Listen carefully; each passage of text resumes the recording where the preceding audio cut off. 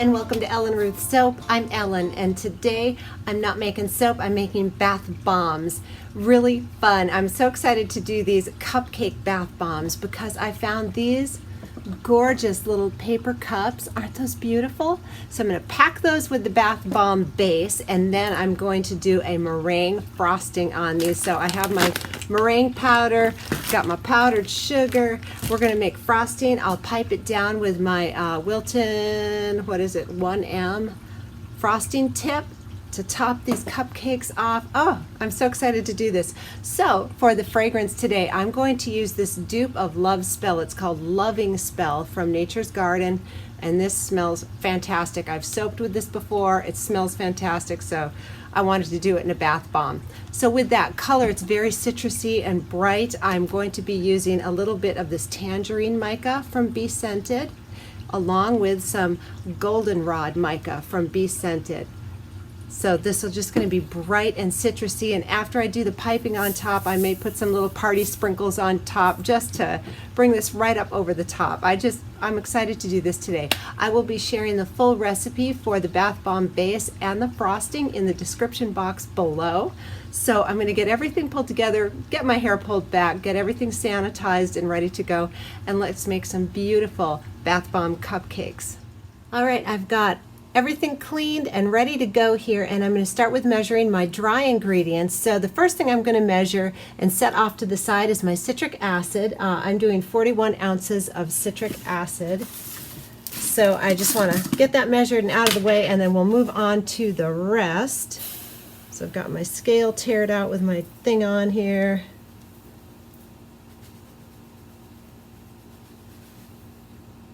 And there we go. 41 ounces of citric acid, and I will now set this off to the side until we get all the rest of the dry ingredients combined with the wet ingredients, and I will add this in last. So that goes off to the side. And now I'm going to measure into this bucket and then sift over into my big stainless steel bowl that I do my mixing in with my sifter here. Because the baking soda is really clumpy, so I like to measure into one vessel first, then sift into there after I have it all measured out. All right, got my scale all tared out here, and I just buy these massive bags. They're 13-pound bags of baking soda. I get these at Costco. I think you can get them at Walmart or, grocery stores, but I buy it in bulk, so I need 84 ounces of baking soda, or sodium bicarb, however you choose to call it. 84 ounces.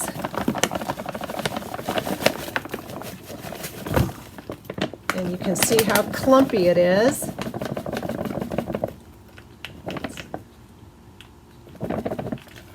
There we go. All right, so that is super clumpy. I'm going to go ahead and add the rest of my dry ingredients in here before I start sifting, but you can see why running it through a sifter will make for a much smoother mix, especially because I am mixing by hand. I don't have a KitchenAid mixer down in my soap studio yet. Someday I hope to have one. But while you're mixing by hand, you're going to save yourself a lot of mixing if you run it through a sifter. So all right, that's my baking soda. Now I am going to put on my mask because I'm getting ready to measure my SLSA. So if my voice sounds muffled, it's because I'm behind my mask here. I need 2 ounces of SLSA. And this, what I got this time, it was on sale. I got it from Be Scented, and this is a very fine grind. And it is very ploofy and powdery. Ploofy, is that a word? You really want a mask. You want to kind of stand back. You don't want to breathe it, just because it's a very fine granule, and why do that to your lungs? So let me tear that out, and I need 2 ounces.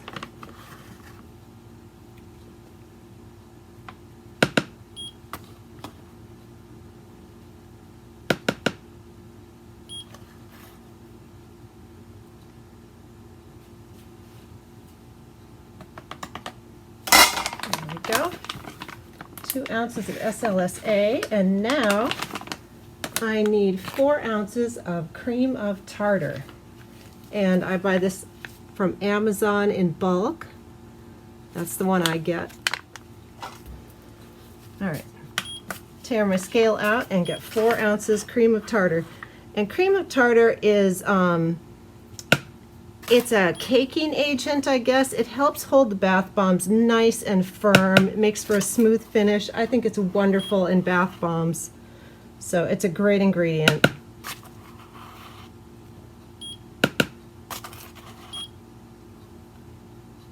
There we go, 4 ounces of Cream of Tartar. And now I'm going to add 2 ounces of Kaolin Clay. Because again, like the Cream of Tartar, I think it helps make a really hard bar of soap. I think it's very soothing in the bath water, the Kaolin Clay. Hard bar soap, and it's smooth and all the good stuff. So I need 2 ounces of Kaolin. I'll just use the scoop that I keep in here.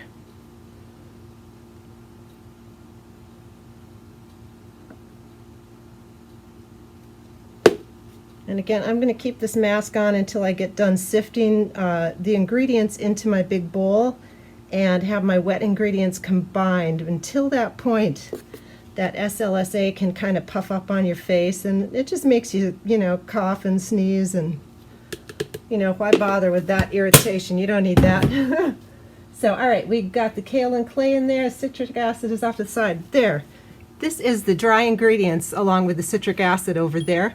So now I'm going to start sifting it into my big bowl here, and whoops, it's a little awkward at first, but just sort of start scooping it into my colander here, and then I just run it through. And I'll just do this one little, you know, thing at a time until I get it all run through here, and then we'll come back when it's time to add our wet ingredients.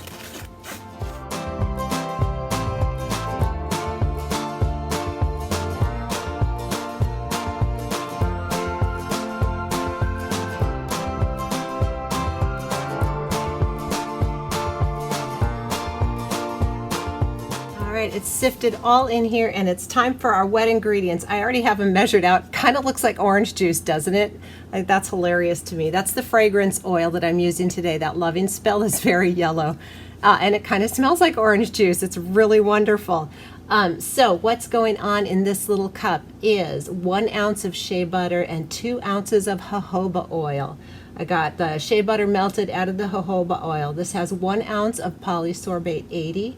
This has 1.5 ounces of Witch Hazel, 3 ounces of fragrance, and that's what's going on in here. And now I also have off to the side a spritz bottle with Witch Hazel. You can use water, you can use isopropyl alcohol. I like Witch Hazel. I just think I love the toning effect of Witch Hazel for body products, so that's why I use it. But you can use any kind of neutral, if you will, liquid for that. And that is one of the reasons, this liquid, why we don't have the citric acid in here yet, because I don't want to activate the fizzy. I want to save all that fizzy for your bathtub. So this is all, you know, sifted into fine, so literally just going to drizzle this around and get it mixed in really well. Going to get my hands in here and just work it till it's nice and mixed, and then we'll add the citric acid, and then I'm going to split it for the colorants, and we'll get it in those cute little cupcake molds.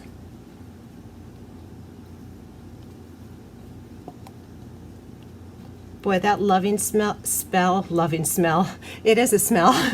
Loving Spell from Nature's Garden is just delightful. I did make a soap a while ago. Love it. I'm loving Spell. It's a lot of love going on. It's good stuff.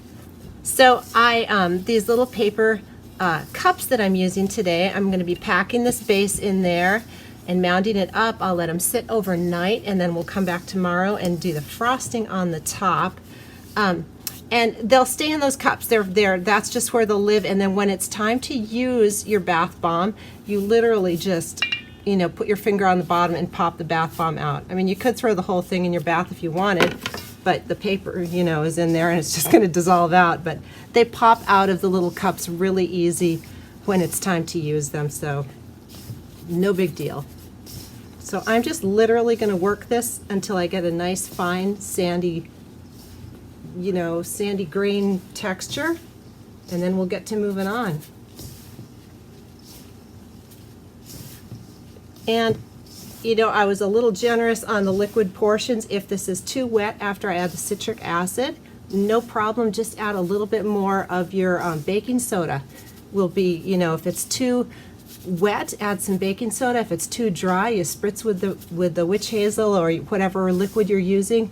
So you can kind of just play around with it until you get the perfect texture that you're looking for your bath bomb.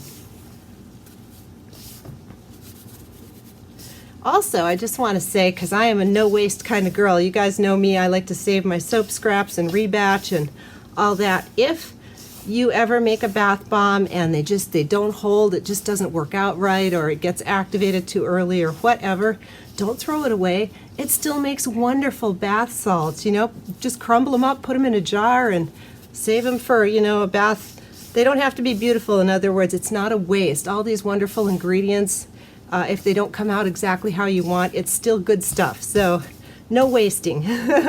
I kind of love that about bath bombs. I've even seen people, and I think this is really cool, they'll put their bath bomb powder on a big sheet and then crack it up into chunks and sell it as just little bath bomb bits and pieces that you can just sprinkle into your tub. I think that's just a slice of genius, whoever came up with that idea. I think it's brilliant. All right, so I'm thinking this is looking really good. So now I'm going to grab my citric acid here, because this is pretty wet right now, but I've got all this dry ingredients to come in here, so no worries. We'll get that mixed in, and then we'll know the true texture of what we're dealing with. This is a really full bowl, but I'm going to be splitting it up here, so I'm going to try and make it work. This is a big batch. With the recipe that I'm sharing with you today, it's very easy to half it or third it or quarter it. You can, you know, cut it down or increase it however you want. It's not as delicate as a soap recipe. That's what I'm trying to say. So just have fun with it. I mean, you might not want a batch this big, so just cut everything in half and go for it.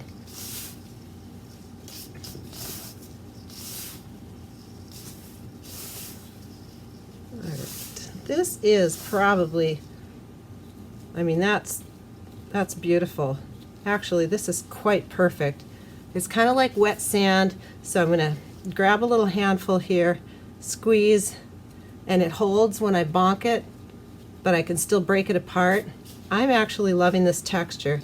It's a little bit wet, but I'm actually okay with that, especially because it's going in those cups. I'm not making like a round bomb where it needs to hold up its shape and not get flat on one side. So I think using the little paper cups that I am, it's a little more forgiving.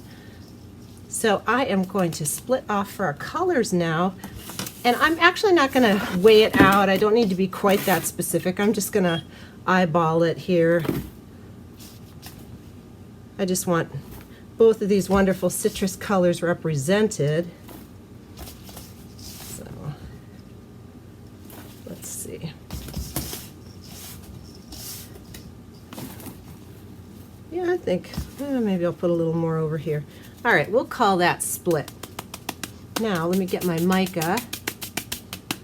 All right, and we're back. Let's do our beautiful goldenrod here, and I'm just going to do a little. I don't, want super strong. This little baby spoon is like maybe less than a half a teaspoon, so I'm just going to sprinkle that over the top. And the polysorbate 80 in here will not only keep the oils from rising to the top and sticking to the rim, but it will help the mica colors to dissolve and not give you a little ring around the rosy in your tub. So that's a nice addition with the polysorbate 80. So I would say that's about a half a teaspoon in each of these. So let's mix these up and see how we like the color.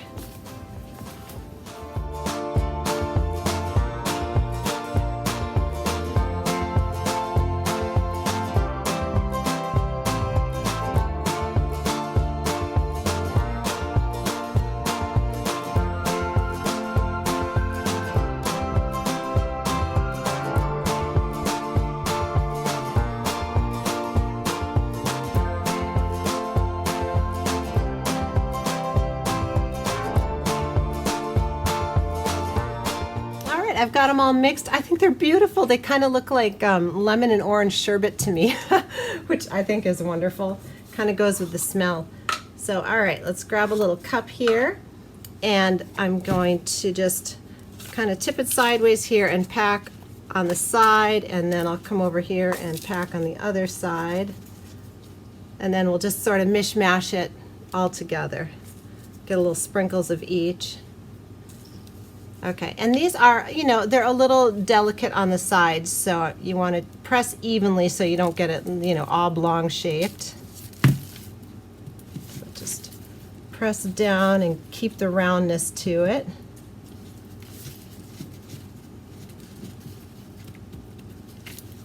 There we go, and fill them right up to the top, and I'm going to round the tops on these so that when it comes time for frosting, we'll have a nice sort of surface to build on.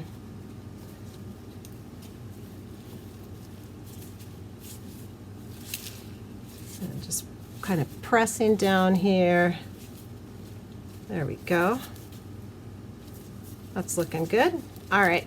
So it's got a little bit of a rounded top, and that'll help build the frosting up tomorrow. And I'm going to set this over on my little tray to dry. I'm not going to pop this in the freezer. They're just going to sit out. I have a big dehumidifier going, so these will just sit out overnight, and then tomorrow after we frost, we'll do the freezer, and I'll talk you through that as we do it. But there's one in the cup. I'm just going to pack the rest of these up until all my bath bomb stuff is used up. We'll see how far we can get. I wasn't sure how much, you know, volume, how far I would get with these. So again, I put it on one side and sort of packed it down. Now I'm going to come in on the other side. So when you pop these out, you'll see the two different colors, and then I'll just swirl the middle.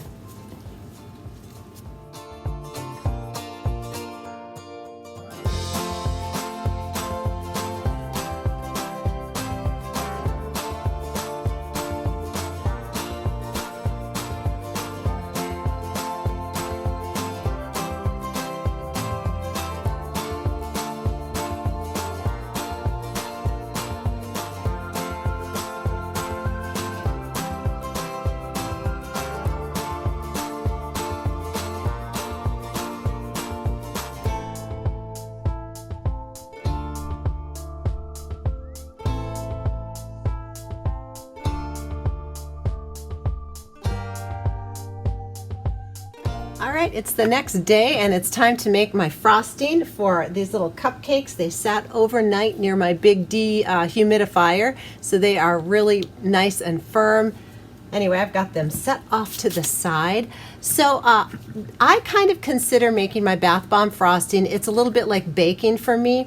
So I'm not as specific on my weights. I actually use measurements making the frosting, but I do have, I'll tell you what I'm doing in ounces also. If you want to weigh everything out, I think that's awesome. I do it by measurement. So I've got 5 cups of powdered sugar here off to the side that I'll add later. And right now, 5 cups is about 20.6 ounces, 20 to 21 ounces, and you may need a little more or a little less depending on the humidity of the area where you're at. And I'll talk about that later when I start mixing it in. Again, it's kind of like baking. If your frosting is too stiff, you can add a little bit more water. If it's too floppy, you can add a little more powdered sugar. So anyway, that's off to the side. What I'm going to put in the bowl right now is my meringue powder. I'm going to use a 1/4 cup meringue powder, which is about 2 ounces of meringue powder if you're doing, if you're weighing and not measuring. I have a 1/4 cup measure here that I'm going to put in here. So there is my meringue powder, and to this I am going to add 1 tablespoon of cream of tartar, which is about 0.4 ounces of cream of tartar. So again, same one I used yesterday. Let's see, 1 tablespoon right there, cream of tartar. And then, and again, the cream of tartar is acting as a caking agent. That's going to help when this is all dried up and ready to go. It's going to help them make a really nice hard frosting finish so that they ship well. You know, you want them to stay pretty when they get to the other side of where they're going. So, all right, we've got our meringue, we've got our cream of tartar, and now I have a 1/2 cup of room temperature water. Katie Carson, I went back and watched one of her really vintage videos. Golly, she was so cute when 5 years ago. I mean, she still is adorable. But anyway, she said to use ice cold water. Ariana Astronaut said to use warm water. People go back and forth. I use room temperature. Okay, I'm right in between. But distilled water, half a cup of distilled water. I'm going to put that right in here. And now we get to the whipping portion. Set that down. And I am going to, I don't have a KitchenAid stand mixer down here. I'm going to use my vintage KitchenAid hand blender, which is just fine. You can do it this way. And I'm going to blend this till I get some nice peaks. And it does take a while, so I will speed through this.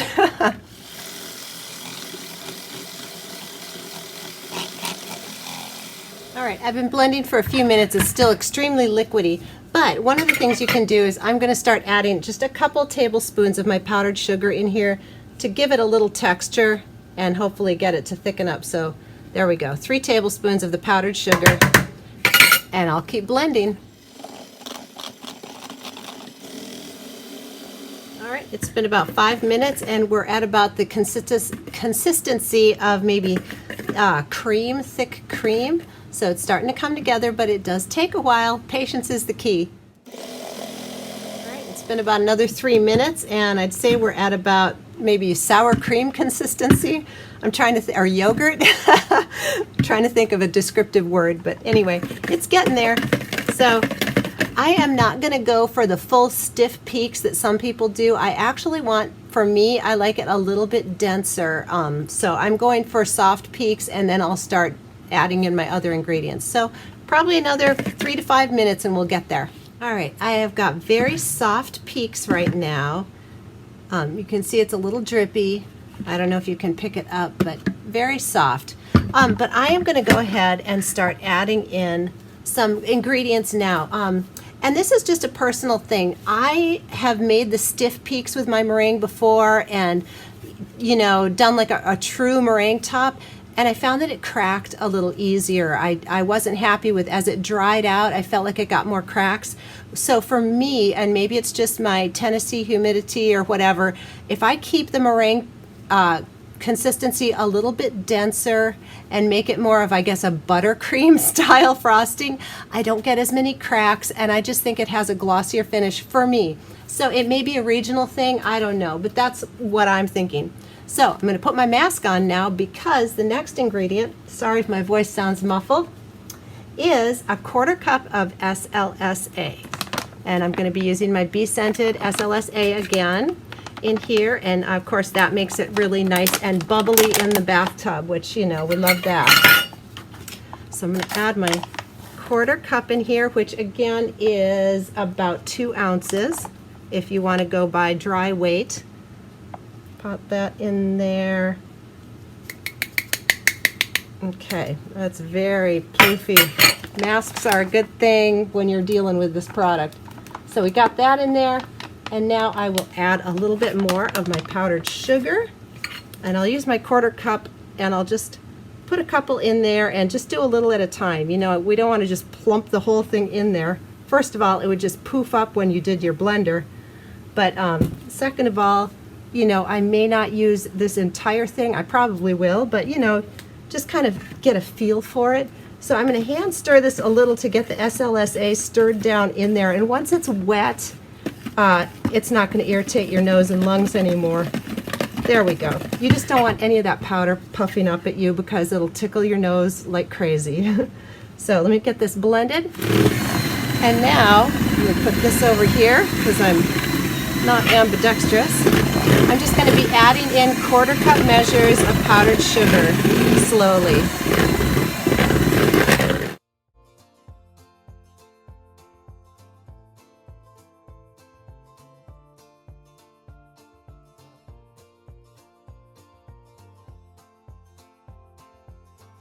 All right, now I've added almost all of my powdered sugar, and it is very stiff. It's holding a peak, really nice. So I probably have maybe 1/2 cup to a cup left that I'm just reserving, because right now I'm going to add my fragrance. This is 1/2 ounce of my fragrance. I wanted to go kind of light. You could go up to a full ounce if you wanted to, but it will affect your peaks. So just 1/2 ounce of my fragrance, and it's got, again, that kind of orange juicy yellow color. But boy, it smells good. It's worth it. And this will loosen it up again, and then I will incorporate the rest of my powdered sugar.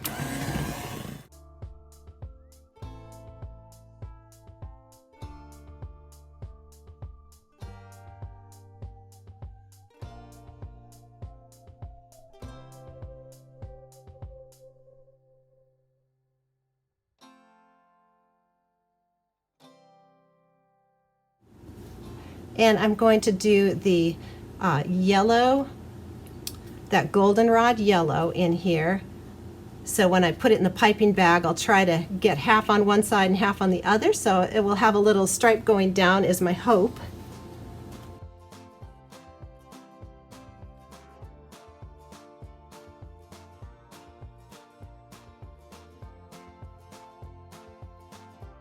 All right, I almost forgot. One last step before I get these in the piping bags is to come in here on my little bath bombs with a brush and just dust the tops if there's anything loose on there, to knock it off, and that helps the frosting adhere to the top of these. There isn't a lot of loose stuff because I packed them really well, but I just come along and dust off if there's any crumblies.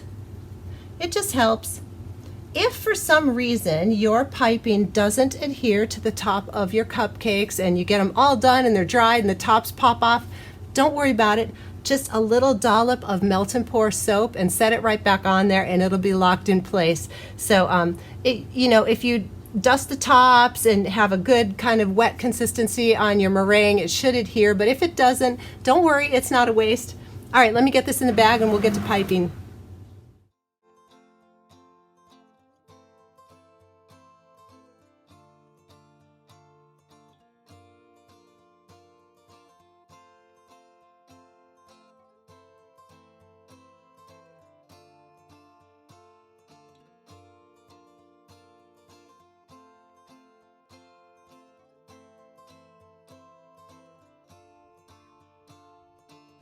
So what happened was my doorbell rang. I got interrupted after I had my frosting in the bag, and I walked away for about 15 to 20 minutes, and nightmare. It got so thick it was unpipable. So I will show you how to remedy this problem. All right, so that was a disaster. Somebody was at my door. I had to go up and answer the door, and I let it sit, and it got too hard to pipe. So I dumped it back in the bowl, and I added a little bit of water to this, and I'm hoping that I can pipe it. I may need to scrap this and start another batch, but you know, life happens. So let's let me just get a dollop on here and see. No, it's still pretty thick. Good heavens. Yeah. So, oh, there we go. It was just plugged up. So the moral of the story is, when you're soaping, or not soaping, when you're making stuff down in your studio, doorbells ring and stuff happens. So let's just see if I can recover this here. It's pretty mushy now that I added the water and I rushed it. So we will see if this holds peaks.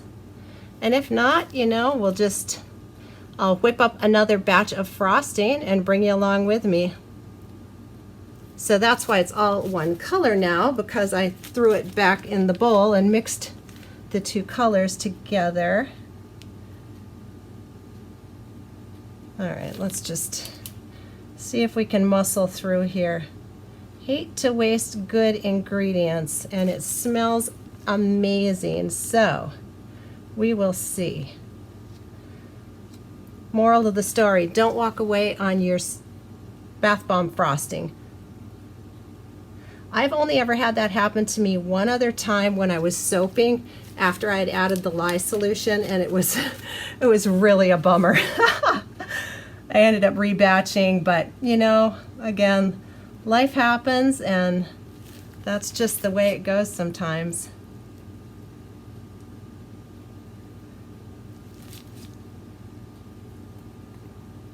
So I have a shelf in my freezer emptied out. So I have room for these to just pop in the freezer when I'm done here. again for about 15 to 20 minutes, and then I will let these dry on my curing rack next to my dehumidifier for, gosh, 5 days up to a week. I don't know if I get to them, but several days before I wrap them. And I will shrink wrap these, and that keeps them, the shrink wrapping helps very stable during shipping. So it looks like this might have been a recoverable incident. Good heavens. All right, back here and see. This one's kind of ugly. All right, let me show you a little quick tip. This one is not very pretty, if I can do this. All right, let me open my piping bag up and, oops. All right, get my piping bag opened. And I don't like this one. I think it got kind of flat, so look at that. Boop. Now I'm going to start over again. Like it never happened. There we go. And I got a little air in my bag here. There we go. All right. And I do have a little bit of sprinkles. I decided not to do the rainbow sprinkles because I didn't think the color really went with them. So I do have just some gold sugar to sprinkle on top here. Let me see, this one needs a little more. I'm just kind of eyeballing these now to see who needs a little something. Here they are. It's just a goldy bronzy sugar sprinkle that I thought was pretty. And I don't want to do a lot, just a teeny little bit. We will take this as a lesson learned and just move on from there. All right, into the freezer these go.